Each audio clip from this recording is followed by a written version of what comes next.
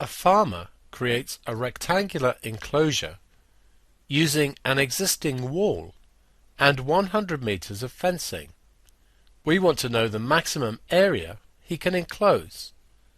Here we see the wall and the fencing used to make the other three sides of the rectangular enclosure. If we call this length x, then the side opposite it will be x as well.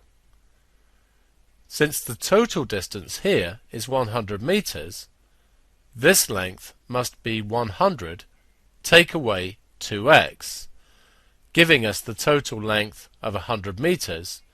100 minus 2x, add x, add x.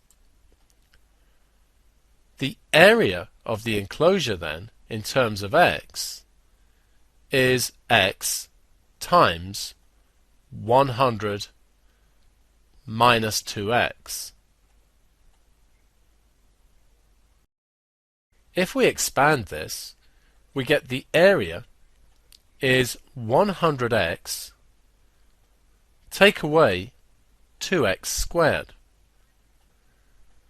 We want to maximize the area.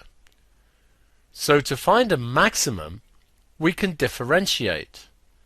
A maximum will be given when dA dx is equal to 0. So we work out dA dx,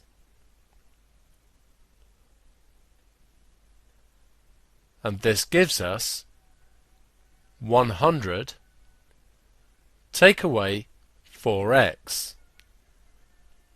We need dA dx to be 0, so we set 100 minus 4x to be equal to 0. This means that 4x is equal to 100, and therefore x is equal to 25. If x is equal to 25, the length of the rectangle is 100 take away 50, which is 50, and so the maximum area is going to be 25 times 50, which is 1,250 meters squared.